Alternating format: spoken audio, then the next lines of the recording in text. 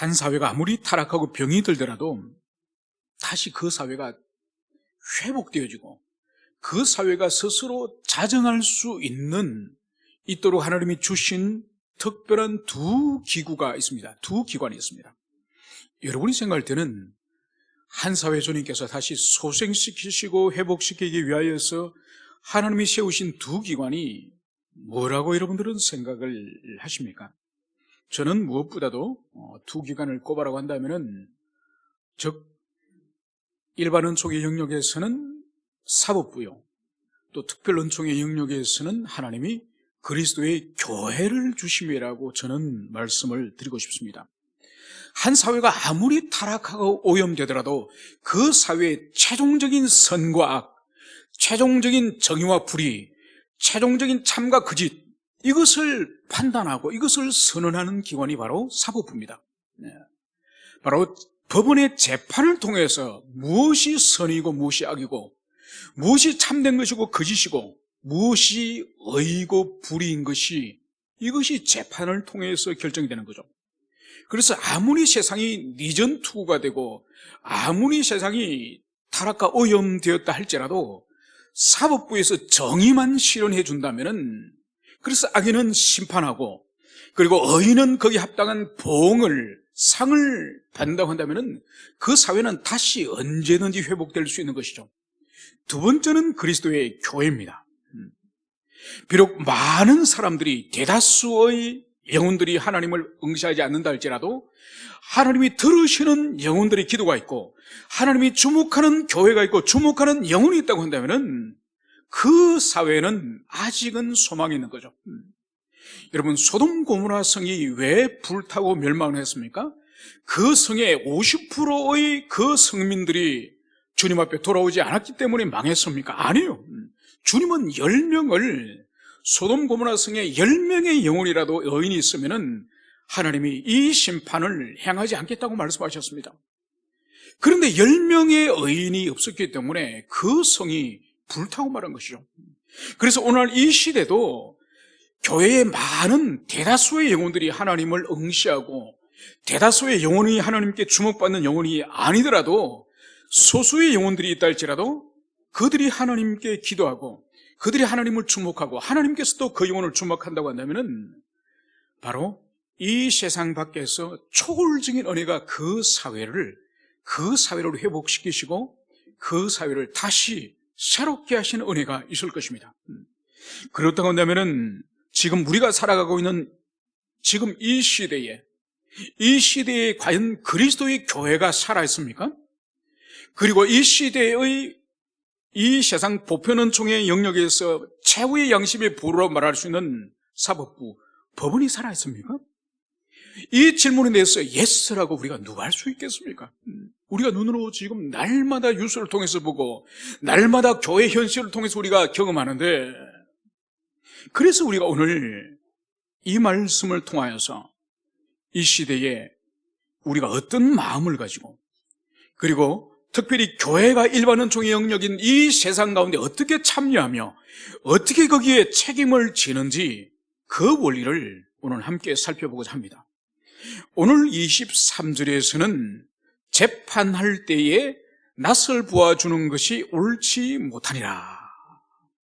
여러분, 재판을 할 때에 이제 사법적인 권한을 가진 재판관이 재판을 할 때에 낯을 보아주는 것이 옳지 못하니라. 여러분, 낯을 보아준다는 의미가 뭐죠?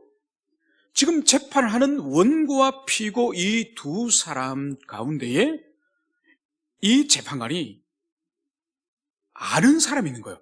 낯을 아는 사람이 있는 거예요. 그것이 그 사람의 어떤 혈연적인 관계이든지 아니면 지연적인 관계이든지 아니면 이해에 관계되는 그런 인간관계든지 하여튼 원고와 피고 가운데 한 당사자가 바로 이 재판관과의 이 낯을 아는 관계임을 여기서 말씀을 하고 있습니다.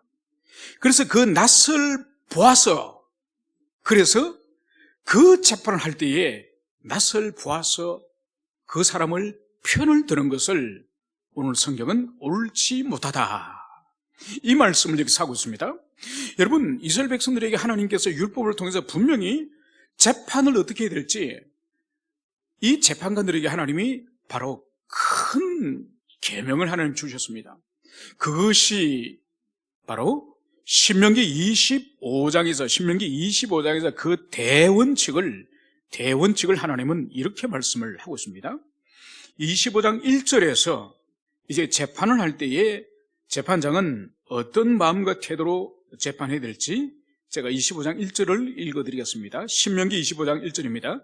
사람들 사이에 시비가 생겨 재판을 청하면 재판장은 그들을 재판하여 의인은 의롭다 하고 악인은 정죄할 것이며. 여러분, 이것이 이스라엘 백성, 언약의 백성들이 있어서 이 재판의 대원리이자, 여러분, 이것은 이스라엘 백성들, 이 언약의 백성들에게만 제한되는 그런 원리가 아니죠. 모든 지상의 이 보편국가 안에서 이 재판관들, 이 사법부가 가져야 될 이 본질 가운데 본질이죠. 그래서 의인은 의롭다 하고 죄인은 정죄하는, 여러분, 이것이 이 신명기 25장 1절에서 계시를 하고 있지만은 이것은 이스라엘 백성들에게만 제한되는 말씀이 아닌 거죠. 이것은 세상 끝날까지 오고 오는 세대 안에서 이 대원칙을 지켜줘야 되는 거죠. 그래서 우리가 며칠 전에 우리가 살펴봤던 하나님의 공의와 이 정의의 개념, 체데크와 미슈파트, 이 개념이 반드시 언약의 백성 공동체 안에서 성취되어야 되는 거죠.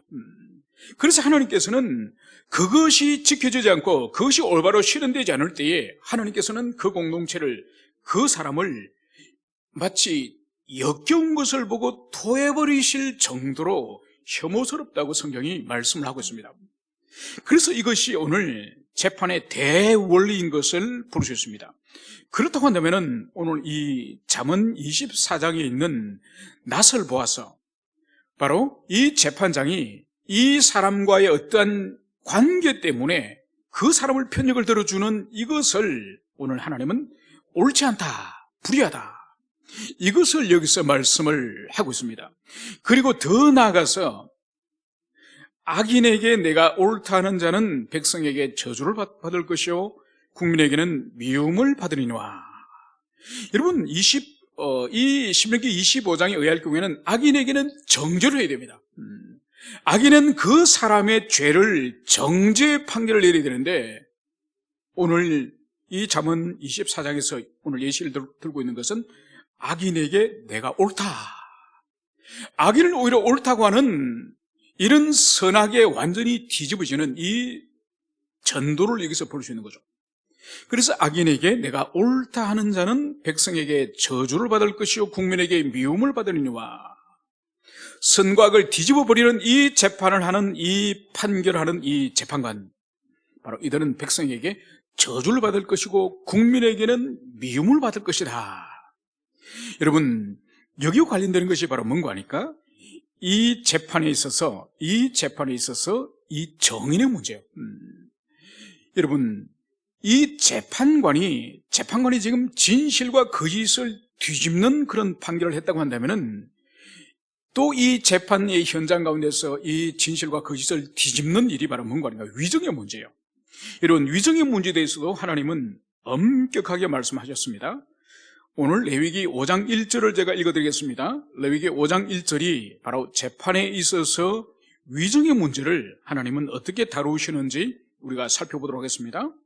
만일 누구든지 저주하는 소리를 듣고서도 정인이 되어 그가 본 것이나 알고 있는 것을 알리지 아니하면 그는 자기의 죄를 져야 할 것이요 그 허물이 그에게로 돌아갈 것이며.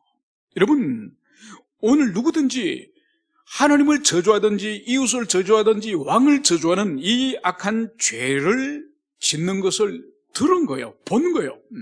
그러니까 이 사람은 정언할 의무를 가지고 있는 거죠. 정언할 의무를 가지고 있습니다. 그런데 오늘 성경은 보십시오. 알고 있는 것을 알리지 아니하여. 그러니까 재판에 나가서 정언할 의무가 있는 이 정인이 진술을 거부하는 거예요. 여러분, 진술을 거부하는 것은 결과적으로 어떤 문제를 가져오죠? 사법적 정의가 훼손되는 거죠. 그러니까 이 정언을 통해서 죄 있는 자는 벌을 받아야 되고 죄 없이 억울하게 누명선 자는 누명을 벗어야 되지 않습니까? 이 진술을 통해서. 그런데 이 사람, 이 정인의 침묵을 통해서 이 악을 분명히 목격을 했는데 그 악에 대해서 이제 침묵을 함으로 말미암아서 악인은 의롭다고 박민이 될 수 있고, 그리고 억울한 누명을 쓴 사람은 그 누명을 벗지 못하고 오히려 유죄 판결을 받을 수 있는 거죠.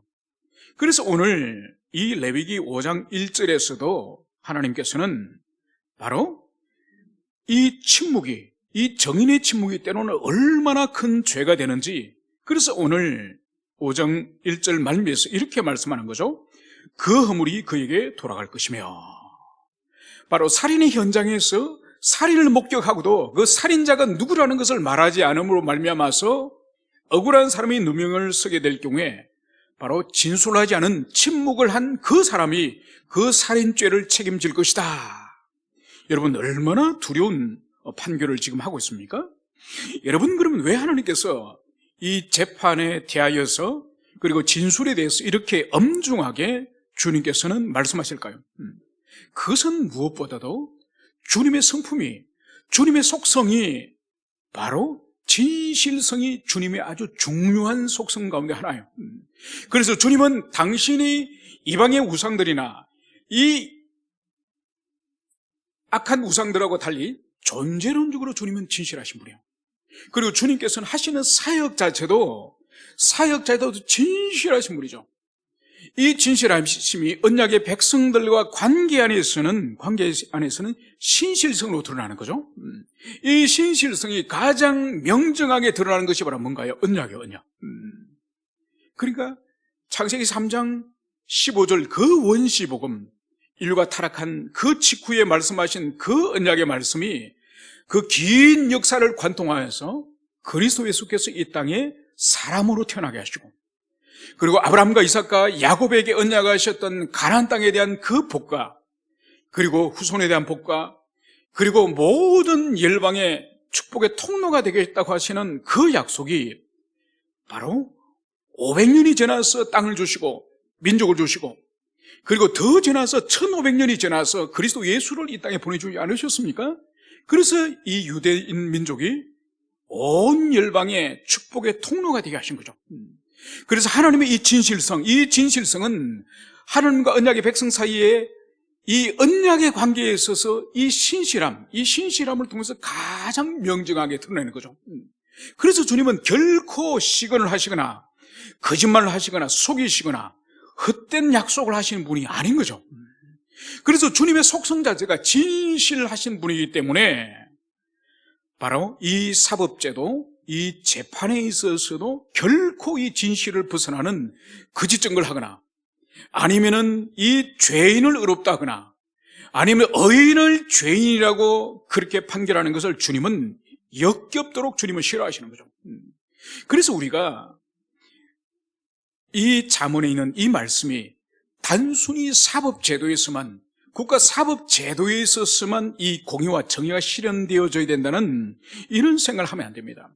여러분, 이 말씀은 교회 안을 통해서, 또 우리의 성품을 통해서, 우리의 가정을 통해서, 그리고 더 흘러가서 온 세계에 이 하나님의 체데크와 미슈파트가 실현되어지기를, 그것을 우리가 간절히 소망을 해야 되는 거예요. 여러분, 우리 개신교를 프로테스탄트라고 부르지 않습니까? 여러분, 프로테스탄트의 의미가 뭔가요? 그것은 저항하다, 대항하다, 그런 의미죠. 여러분, 왜 개신교회를 프로테스탄트라고 부릅니까? 그 효시가 뭐죠? 그것은 바로 1517년도 루터가 종교개혁을 시작하면서 이 진리의 말씀을 근거할 때는 그 당시 유럽 세계를 지배하고 있던 두 구조가 뭐였죠? 바로 로마 카톨릭이 이 종교적으로 영적으로 지배하였고, 그리고 보편 세계는 신성 로마 제국이 지배를 했습니다. 그래서 신성 로마 제국 칼 5세가 그 당시에 유럽 제국을 통치하고 있었죠. 그런데 루터가 하나님의 말씀을 연구하고 하나님의 말씀에 건갈 때는 이 로마 카톨릭이 올바른 하나님의 교회가 아니에요. 하나님의 말씀에 건갈 때. 그리고 그들의 이 로마 카톨릭의 수족처럼 종처럼 역할을 하고 있는 이 신성 로마 제국 또한 하나님이 세우신 교회와 보편 정부라고 하는 이 세계를 경영하는 이 두 하나님의 두 수단 합당하지 않는 거예요.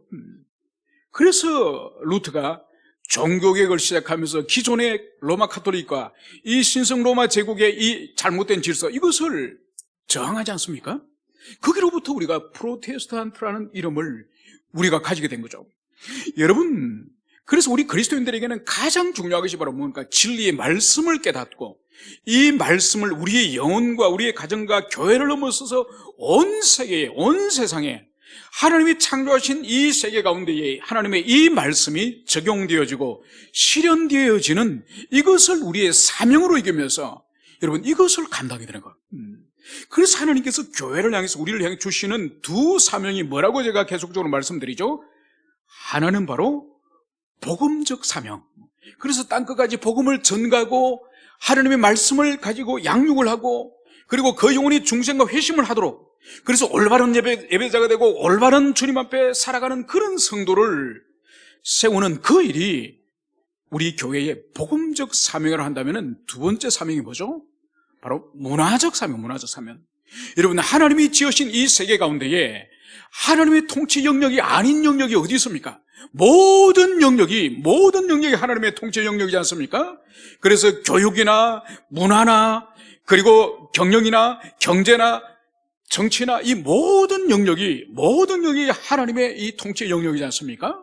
여러분, 세상의 불신자들은 언약 밖에 있기 때문에, 그리스도 밖에 있기 때문에 불신자는 그렇게 살 수 없습니다. 그러나 우리는 말씀을 받았고 사명을 받았기 때문에 우리는 이 보편의 영역 안에서 문화적 사명을 감당해야 되는 거예요. 여러분, 특히 개신교회 안에서 현저하게 약화된 사명이 뭔가 하니까 이 복음적 사명은 열정적으로 가지고 있으면, 특히 우리 한국교회 얼마나 열정적입니까? 그래서 선교 100년 만에 세계 선교에 아주 중차대한 그런 역할을 감당하고 또 복음을 전파하고 교회 사역을 얼마나 열심히 합니까? 여러분, 2000년 교회 역사 가운데 한국 교회처럼 이렇게 열심을 가지고 있는 이런 교회도 드뭅니다. 문제는 뭔가 하니까 교회 울타리를 넘어서서 교회 밖에 있는 보편의 영역, 일반 은총의 영역에 있어서는 거의 문맹이네요, 문맹인. 사명을 알지도 못하고 사명을 가르치지도 않고 사명에 대해서 도전을 주지도 않고, 여러분이니까 결국은 교회 안에서 우리들끼리 영적 개토가 되어서 우리들끼리 안에 모여있는 그런 형태가 특히 우리 한국교회가 그것이 심각한 거죠. 여러분, 지금 우리가 주일마다 요한계시록을 공부하고 있지 않습니까? 요한계시록에 근거할 때에 지금 우리가 살아가는 이 교회 시대를 무천년설에 근거할 때 우리가 어떻게 해석을 하죠? 이 교회 시대는 바로 천년왕국의 시대입니다.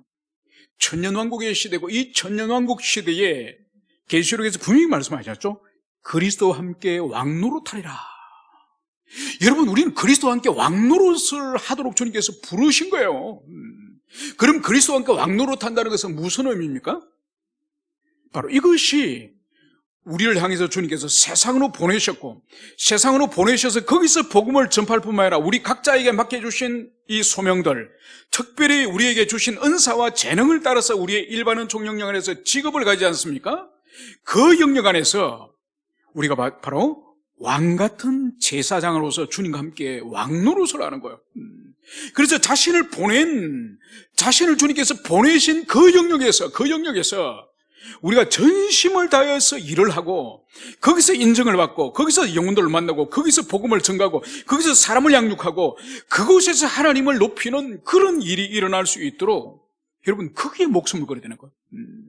그래서 겨우 교회 안에서만 그렇게 우리들끼리 있는, 여러분, 이것이 성경이 가르치는 그리스도인의 전부가 아니에요.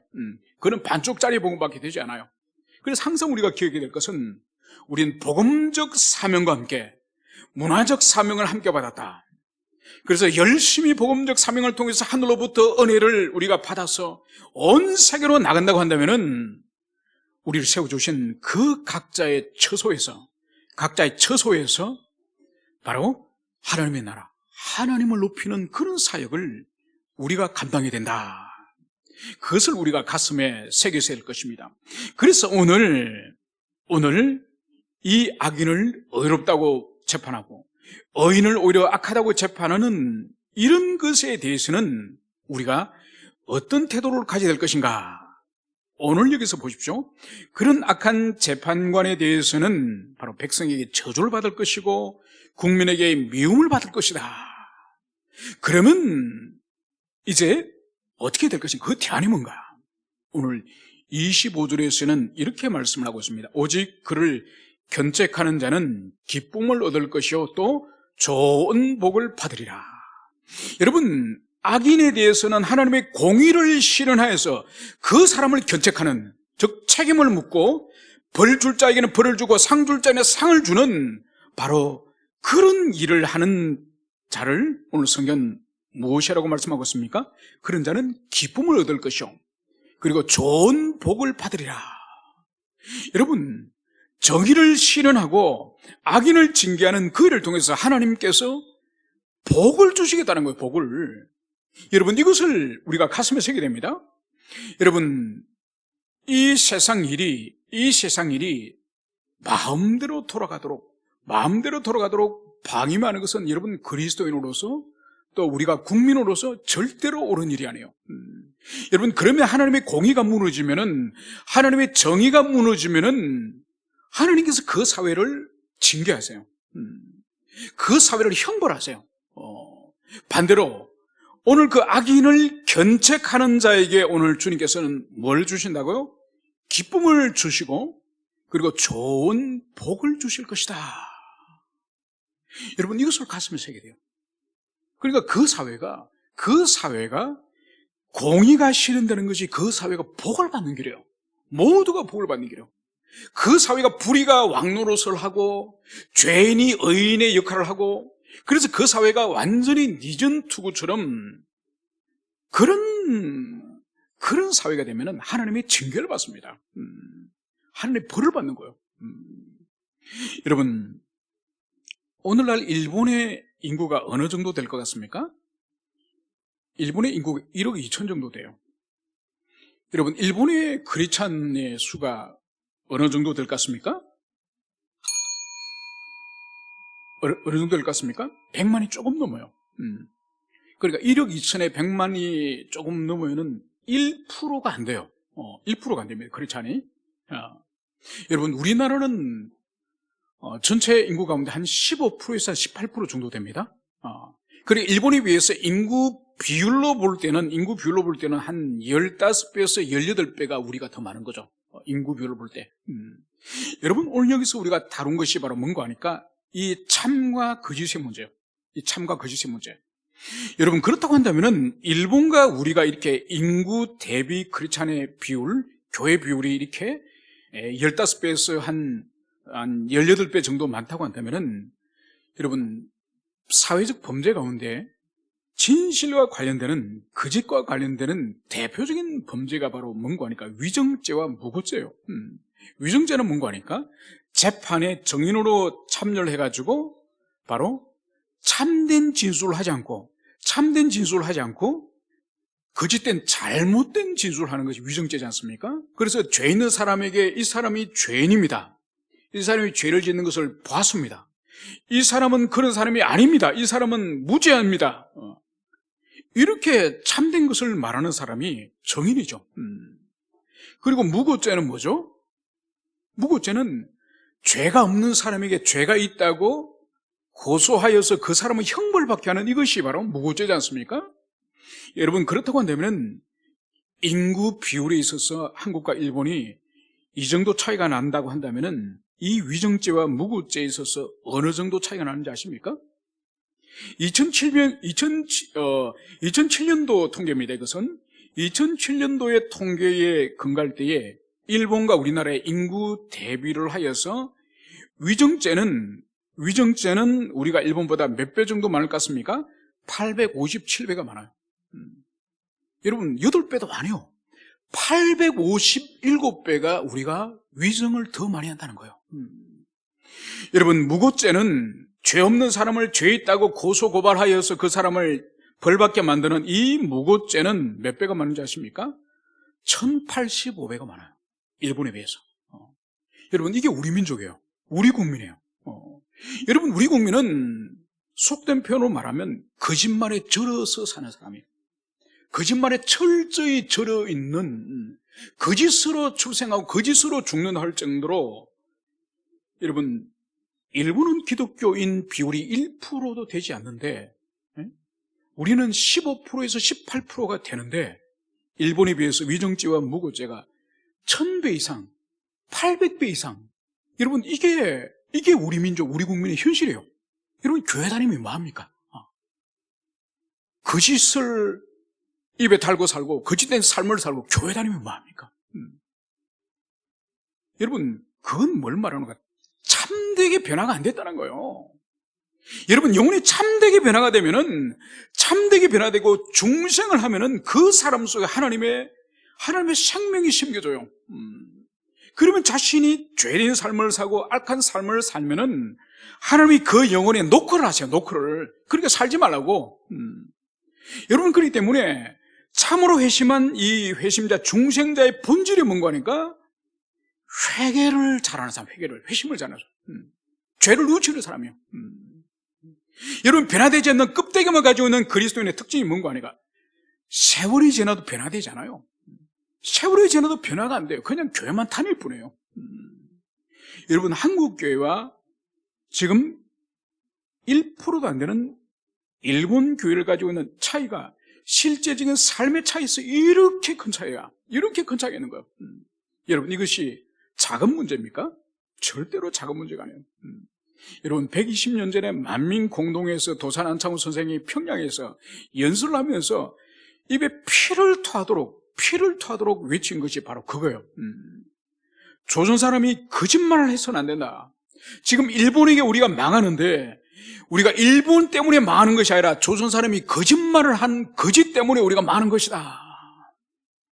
여러분 그때는 크리스찬이 조선 땅에 0.1%도 안 됐어요. 여러분 0.1%도 안 됐을 때 그랬다고 한다면은 100년이 더 지나면서 여러분 크리스찬이 100명 가운데 20명이나 되는 엄청나게 많은 사람이 늘어난데도 여전히 거짓말을 하는. 여러분 지금 우리 대한민국을 보세요. 가장 위에 대통령으로부터 고위층에 있는 그 대부분의 그 강요들, 대부분의 그 사람들, 여러분 청문회 보지 않았습니까? 입에 거짓말을 달고 있고 거짓말을 마치 경쟁하듯이 하고, 여러분 그것이 언론이나 국민들에게 알려지지만은 우리 국민들에게 있어서는 그 거짓말이 큰 문제가 안 되는 것처럼 여겨집니다. 이게 바로 우리 사회의 지금 현주소이고 한국교회 현주소예요. 다시 말씀을 드리면은 한 사회가 자정될 수 있는 마지막 최후의 보루인 사법부가 살아있느냐, 교회가 살아있느냐. 그래서 하나님이 그 공동체의 기도를 들으시고 그 공동체를 위해서 복을 내리시고 회복시킬 수 있느냐. 여러분 교회를 볼 때나 이 땅의 사법부를 볼 때는 거의 절망적이세요. 거의 절망적입니다.